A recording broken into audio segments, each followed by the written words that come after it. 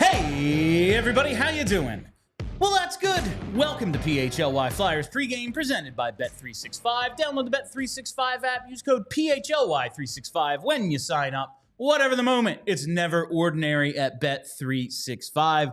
My name is Bill Matz. I'm your director of fun and games for this trade deadline eve. That's right. It's finally upon us. Joining me, it is Broad Street Hockey's own Kelly Hinkle. Happy trade deadline eve to you and to all out there who celebrate. Yes. It is, we are preparing. We are ready to go. Obviously, pregame tonight, postgame tonight, 2 hours live, 2 to 4 tomorrow. Pre and post trade deadline coverage for us here on the PHLY Flyers YouTube channel. I'm excited. I really am, Kelly. I always get excited for these bigger shows, like 2 hours live for the trade deadline. I'm just looking forward to it. We have a lot of fun stuff. Rachel Dory's going to join us at 3:30 to help us break down the Flyers' potential moves and all the other moves around the league. You're going to be there. Charlie's going to be there. I think Steve Jaco might be there. Steve Jaco might be dropping by. The whole gang. It's going to be a ton of fun, but we do have a game tonight. The Flyers, the second time in 3 games, seeing the Winnipeg Jets this time in Philly.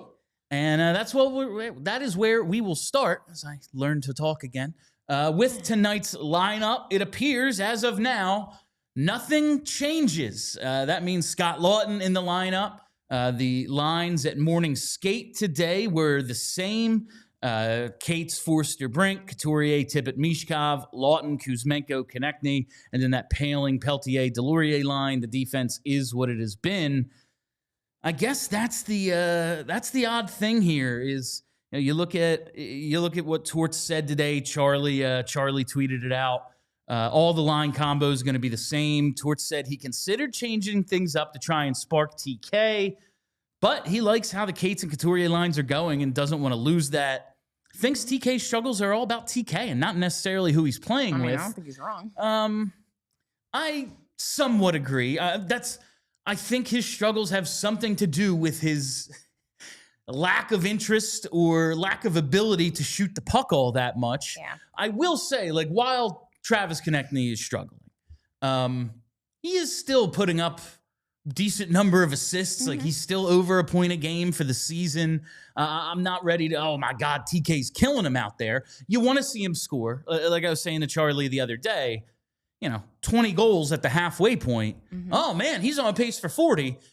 And now there's 20 games left and he has 22 goals. Yeah. It has been a struggle, and he is the guy that they count on more than anyone else to light the lamp. 30 goals, over 30 goals each of the last 2 seasons. Now it's like, is he going to get to 26? It's been a real struggle for him, but keeping the lines the same, I'm not all that surprised. No, I mean, and we were kind of talking about it on postgame last game that, don't mess everything up to try to get TK going. Go with the guys that are going. And there's a few guys that are really going right now, so you might as well let them have the best chance at success tonight. And we saw that Mishkov got a ton of ice time recently. Kuzmenko's actually been getting a lot of ice time playing with TK. So we'll see how that stays together. But I think the most surprising part of tonight's lineup, other than maybe Laughton still in it, we'll talk about him in a few minutes, but Sam Ersson, they're going right back to Sam. It's been a struggle for him of late since 4 Nations. Now it's 4 games. That's not a huge sample. No. It is how we determined what the best hockey country is in the world with 4 games. Right. But Of course. yeah, of course. Yeah. But 4 games since 4 Nations, .833 save percentage, 12 goals allowed on 72 shots. He has been getting lit up, but John Tortorella told us he's going right back to him because he thinks it's still in there, and we actually have the video from earlier. I'm going right back with him tonight because he deserves to go back in. He had from December. I mean, there was a stretch there that he was really good. So it's there. I'm always confident that he's going to answer. I think tonight's a big game for him because half a pit and just the start of the last game, it just didn't look like him at all. So I'm anxious to see him play. It's a pretty important game for him. It's a pretty important game for him. I would love someone to believe in me as much as John Tortorella believes in Sam Ersson. He obviously, and listen, it's not, no matter what Fedotov does, Sam Ersson is this team's best goaltender. Now, $893 on the season, not exactly tearing it up, but, Fedotov's at like $880 or something below that. It is a low bar. But when he says it's a big game for Sam, what does that mean? Like, okay, and if he's not good tonight, suddenly this confidence I've had in him for the last 2 seasons, and really going back to that when he got that brief call up a couple of years ago in Torts' first year when he was like, this is my guy, he's so much better than Felix Sandstrom, I'm going with him. Like, what exactly does it mean? Like, okay, it's going to be Fedotov and Kolosov the rest of the way if he sucks tonight. What does big game for Ayers mean? I guess maybe if he is able to put a good game together tonight, then we don't have to worry that he's falling into whatever pit of despair he fell into at the end of last season. So maybe that's what he's talking about. Like, we need to see if he's going to turn it right back around, or are we going to see 2 goals on 3 shots again tonight? And then, like, how long of a leash does he get? You pull him right away? Like, because we've said a million times, in the first 5 minutes of the game, if it's a good Sam Ersson game or a bad Sam Ersson game. And we saw real quick last game what it was. And so hopefully this game, you have to imagine that the Jets are going to be able to put up some shots on him early. So we're going to see real quick which Sam Ersson we're going to get. The Jets want to get back on track because, they were President's Trophy leaders, 11-game win streak, and they've really kind of faltered over the last few games. So they want to get back on track. They want to get that win back because they are a team with Stanley Cup aspirations, and they got beat by the Flyers a couple of weeks or a couple of days ago. So they're going to come out motivated tonight. And I just really wonder, because my thought all along was like, all right, because we always have to pretend we're in it, because it's John Tortorella and all that, and we want to play important games in March. There's like a 1.7% chance, Bill. Before tomorrow, I was cool just going with Ersson. Like, yeah, man, let's go with our number one. And everyone thinks we're trying to stay in the playoff race and everything. But with what could happen between now and 3 o'clock tomorrow, after that, like, you trade Laughton, maybe you trade Risto. What is the point of running one goalie, even if you think, okay, he's still our best goalie? Like, who cares? And if he has a good game tonight, I guess it remains status quo for him in net. It's his net. Fedotov will get in. They have 4 games in a week. Probably. He'll get in one. The back-to-backs he'll play and that kind of stuff. But other than that, it's going to be Ayers. And maybe, just maybe, it could be a more balanced approach to the net minding. Not saying they're just going to, put Ersson on ice the way they have Fedotov and Kolosov at points this year. But maybe it becomes closer to 50-50. Maybe they get Kolosov into some games. Who knows? What is happening with him? He's just like around, such an odd. I think Charlie and I is he just like collecting his NHL paycheck, just hanging out? I believe that is what is happening. He's really living the dream. They basically, I assume, have chalked this up to, it doesn't matter anyway. Like, it's a lost development year for him. I guess he's learning to be a pro, learning to be an NHLer. I don't know. Anywho. He hasn't been sent down. I wonder if he gets sent down for the Phantoms playoffs just to be like, maybe maybe they promised him you'll be the guy, but like, how does the Phantoms locker room receive that? How does Ian LaPerriere, does he get to be the guy? How does Ian LaPerriere receive that? No one cares. I'm just, there is this like culture dynamic they're so much trying to build, and it's, but this one goalie who hasn't been good all year outside of like 2 games, he dictates to us. Like, it kind of a mixed messaging there, but I am also anxious to see what we get out of Sam tonight because I've always been rooting for him based on the goalies that are here in the organization right now. He looks like the closest thing to a guy who could be here beyond this rebuilding, wins and losses don't really matter portion of, the cycle we're in. But unless they break him. Yeah, unless they break him. And when John Tortorella says, he's had stretches. He had that stretch really from like Christmas through a couple of weeks ago where he looked really good. Kind of what we saw last year. It was like November through the end of January where he was really good. And then he fell right off. Then he really fell off. And a lot of that maybe is the workload and everything. They did lose like half the defense. They traded away Sean Walker and everything last year. He was a big part of why they sucked, but there were other reasons too.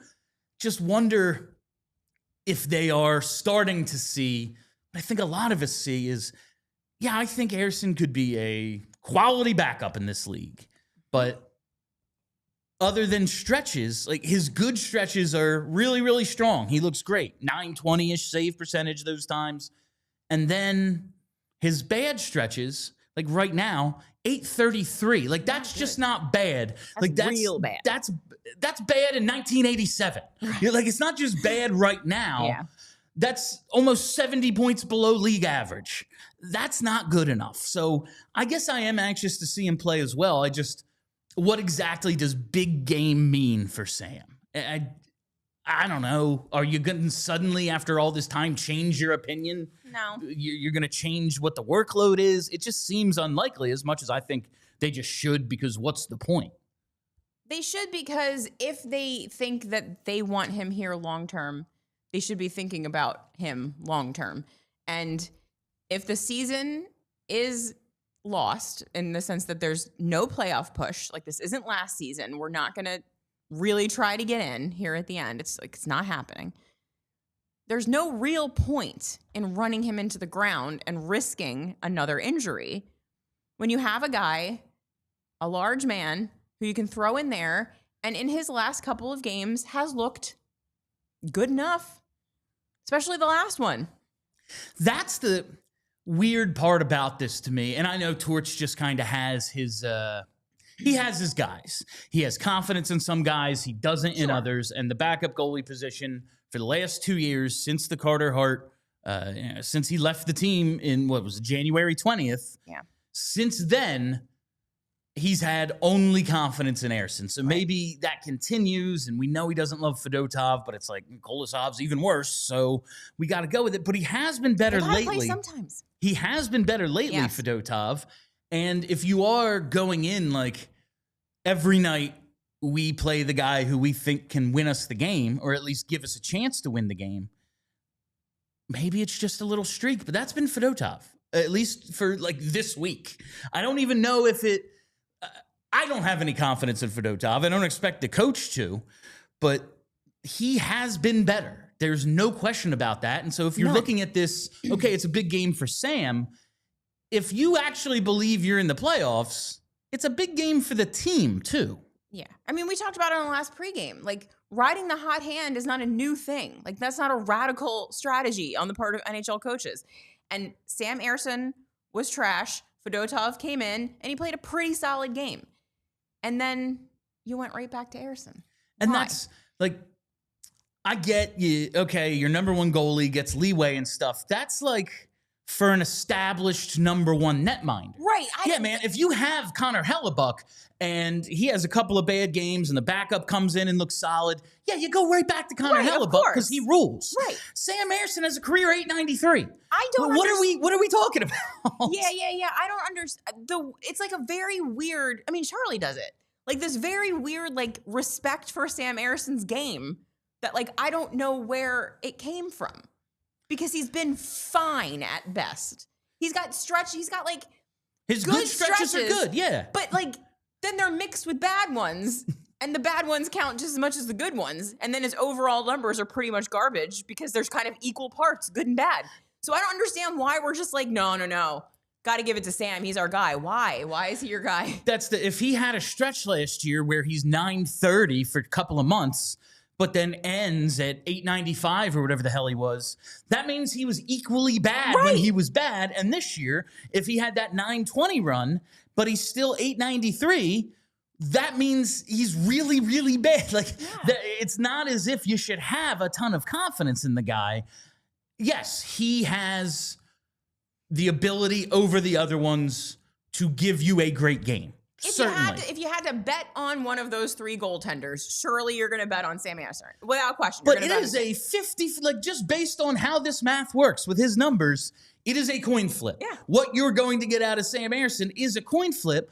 And what we have learned over the last few years, when he's going bad, it tends to snowball. It snowballs in game, as we saw, and it kind of snowballs over a stretch of games, as it did last year and as it might be doing right now. I don't know. Maybe he comes out and pitches shutout tonight. Sure. But Make us look real dumb, Sam. That would be great. Dope. Cool. Then we can pretend we're in the playoff race for a couple more games. But I don't see the purpose of like anointing him. No. Oh, we have to go back to Sam.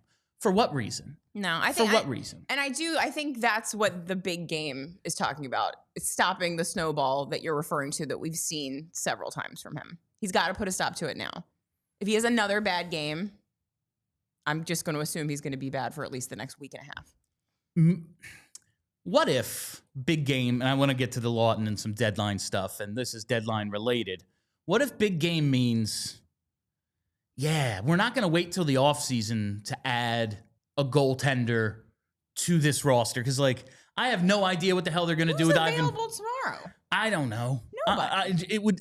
Somebody, just maybe they're looking at adding like, the way they went out and added Eric Johnson last year just because they need someone. It would be very surprising if next season they go into it with Ersson and Fedotov again.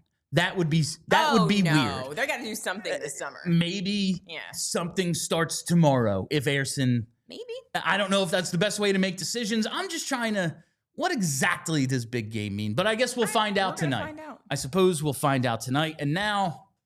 The main event of tonight through, 3, 4 o'clock tomorrow, because, trades can trickle in after 3. We hear that all the time. All the time. We got to fax it over to the office, so it can take some time. They're still using faxes. They're 100% still using fax. I'm gonna ask, actually, we have an inside person at BroadStreetHockey.com that works in the NHL office. I'm going to find out if they still use the fax machine. I would bet like $100. They're going to say there's an app. Nah, I don't believe if it. the app doesn't work. Nah, it's like the app to get into this building. It's down. The kind with crashed. like the paper that has the holes on the side. Like it's like an old fax machine. 100%. It's got the reams of paper. Yeah. All right. But Scott Laughton in the lineup tonight, centering Kuzmenko and Travis Konechny as he has been for the last few games now. And it feels for the first time like it's real. Now, it hasn't happened yet. And again, him being in the lineup tonight, a little odd, but as we remember from just 2 months ago or so, less than 2 months ago, Farabee and Frost were in the lineup. They got traded. Frost came out mid-game. Yeah, like Kuzmenko played, Kuzmenko got sat, but Peltier played at least like the first period, I think. So maybe it means nothing, but it feels like there's actually a chance Scott Laughton could get traded tonight. This could be his final game in orange and black, and based on his comments, it's very much a possibility. I haven't heard anything. I haven't had any conversations. So, pretty much status quo at this point. But, with all the rumors and stuff, I think it feels maybe a little bit more real this year. And whatever happens, happens. Whatever happens, that didn't look like a guy confident he's going to be around. And we can go back to the Last Supper picture. Yes, that's a Class A troll right there. It was so good. Great work. Great work by Laughton and company. Good job recreating that picture. I think Eric Johnson set it up. But really good. Regardless, that seems like a guy who is at least at peace with the possibility. Yeah. Like this might actually happen for the first time. I think same as us, he knows that if he is still a Flyer at 3 p.m. tomorrow, he's going to retire here. Like it's either tomorrow or never, I feel like, with him. I kind of wonder, why doesn't he want to be? I obviously he loves being a Flyer and all that stuff, but you're getting into the later years, bud. Don't you want to go try to win something? Because it's not going to be here. But I guess some guys don't care. I just that much. I don't know. Looking at his career, Hinkle, he's been in the league 12 total years. Yeah. 9 full seasons with the Flyers, 24 playoff games, 3 in 2016, 6 in 2018, 15 in 2019-20, if we even really want to count those. But you go back to, man, 2012, the 20th overall pick in 2012. Just absolutely insane. His rookie year, he gets that brief tryout, and it's not even the 10 games. He got like 3 or 4 because it's the lockout shortened season. Didn't start till like January. Also, I don't know if the youths remember, like, Scott Laughton had to be molded into what he is. Like, he was resistant to it at first because he was used to being the guy. He was, and you just look at the way the beginning of his career played out. Yeah, he gets the 2013 5-game tryout, and then 2013-14, not in the NHL at all. 2014-15, 31 games. He spends most of the year in the AHL. Like, it was a real struggle for him at the start before, like, he wasn't a full-timer all the way through until 17-18. Like, it feels like he's been around forever, and he has. We've been talking about him, but it's been not... It's just very crazy the way it worked out, but it really has worked out. And you just look at some of his franchise ranks, like 660 games. That's 14th most. He has top 15 in games played in this franchise's history. Now, we do trade like a lot of guys. You know, a lot of guys don't reach big numbers here. But since Torts took over, he's 8th in shorthanded goals, 1st in shorthanded points. Like, that's pretty damn good for this time. 23 career shorthanded points. That's top 10 for this team. And we got a lot of guys who've been good shorthanded over the years. He was, I guess, was he the next Mike Richards? He was latter half. Like, if we get those downfall years with him here, I guess that's what Scott Laughton was. Scott Laughton's like 32-year-old Mike Richards. Yes, exactly. Yeah, if we get those years, if we get that full, what was it, 13 or 15-year contract, whatever the hell it was, we get all those. That's him. But do you think this is it? Do you think game 661 of his career is his last one in orange and black? It certainly seems like it. I mean, unless everything we've been hearing from the hockey insiders has been directly placed into their ear by Danny Briere and Keith Jones just trying to stir up a market, it certainly seems like there's a market. And I don't think that Briere is going to pass up an opportunity to get a really good asset for Scott Laughton. And then, like, this is something we can talk about tomorrow, but then, like, that begs the question, like, what is enough for him? Like, does it have to be a first? Could it be an early second? Like, I don't know. I think if it's a second, there's going to be a prospect of some kind involved, or like a young roster player, like a bottom 6 guy with upside, something like that. Yeah. But I think they're going to, for them to hold him, as it seems, for like 3-4 years, and then give in on the price now with another year on his contract, that doesn't seem likely to me. No, it doesn't. And given, like, Drager's 8 teams in on Scott Laughton thing, like, there seems to be a market. So I'm going to be very surprised if he's still a Flyer at the end of the day tomorrow. When you see some of these prices being paid, like the was it the Yanni Gordon Bjorkstrand trade between Seattle and Tampa, like, it feels as if it is a seller's market right now. And if there's really the 8 or maybe 4 teams that are serious, whatever it is, if there is some sort of bidding war going on for Scott Laughton, Danny has to pull the trigger. There's just... I think he will. I do. I am hoping, honestly, for all of our sanity, for the fan base. I like Scott Laughton a lot. He can play on my team any day. Now, where in the lineup, that depends on how good you are. But I like Scott Laughton a lot. I like what he brings to this team. But again, the guy is 30 years old. He will be 31 on May 30th. He's going to play all next season at 31. He's played 24 playoff games. This team has been mediocre to bad his entire tenure. Yeah, go get a run in, It's just time. And, time for him. I get wanting to finish where you started and being a part of something.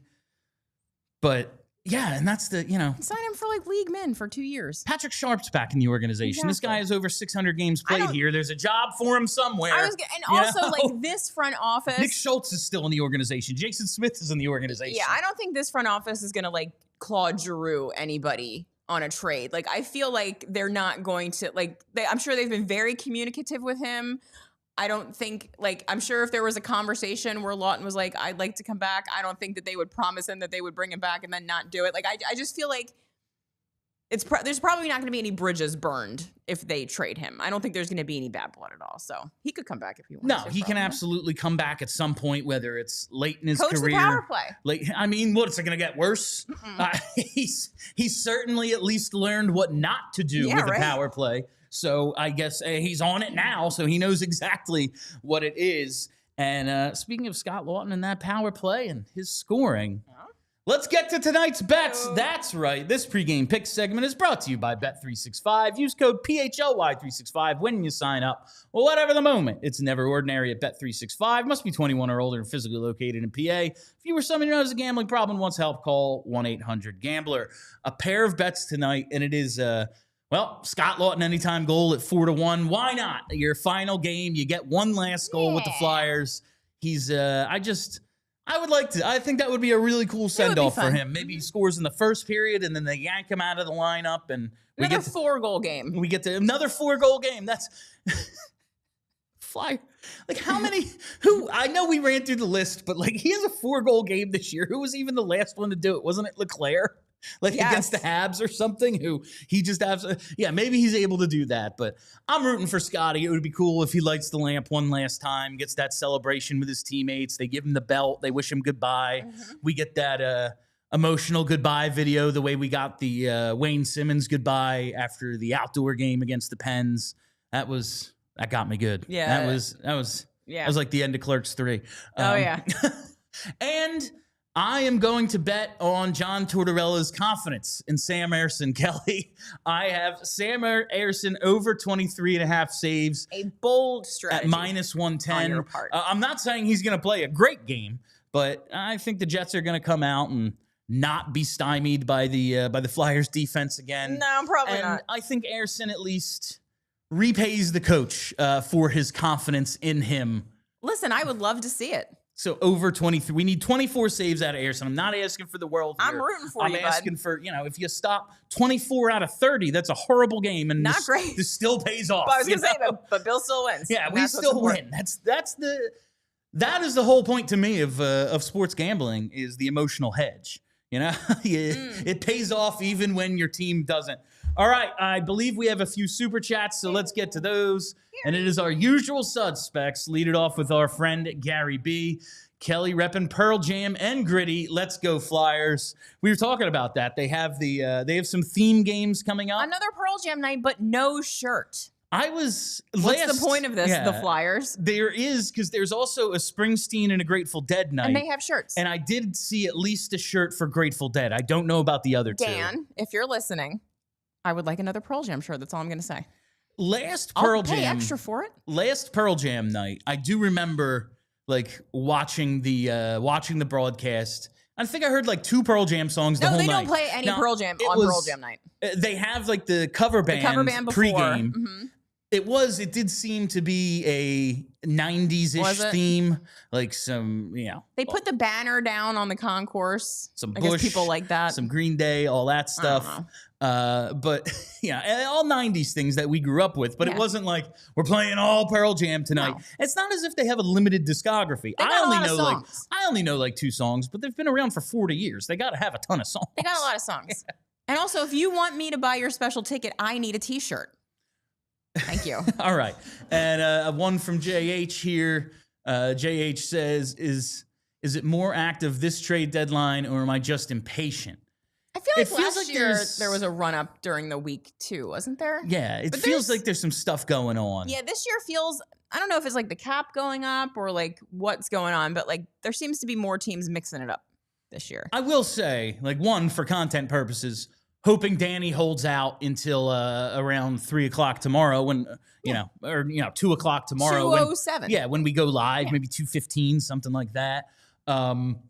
I'm just hoping for some fun stuff to go down. But I don't think you're impatient, JH. I think there was a lot of activity over the last couple of days and some big prices paid. Hopefully Danny is just waiting it out till, this right before the stroke of midnight, and then he gets the best possible price. That's what you do in a bidding war, right? I think so. All right. And finally, one more from JH. He says, manifesting that Slaughter trade, that Laughton trade, love you, murder face, time to go win a cup. You know, Wouldn't that be fun? I think he blocked me on Twitter for saying he looks like a psychopath or something, and I meant it as the best possible way. That's a compliment. But I do love Scotty, but I think it is time, and it is time for us, Hinkle. This has been PHLY Flyers pregame presented by Bet365. Download the Bet365 app. Use code PHLY365 when you sign up. Whatever the moment, it's never ordinary at Bet365. We'll be back for postgame. Hey, if anything happens, we got Charlie down at the stadium. He'll be joining us. So follow us right here on the YouTube page. Make sure you set that reminder bell. Never miss a live show. Don't miss us live tomorrow, 2 to 4. We're covering the deadline. We got it all ready for you. All you got to do is tune in. Follow us on Twitter at PHLY_Flyers. And follow the podcast as well, wherever you get those. Just search PHLY Flyers. All right. I'm Bill Matz. That's Kelly Hinkle. Until postgame, let's go Flyers. We all silly like the mayor.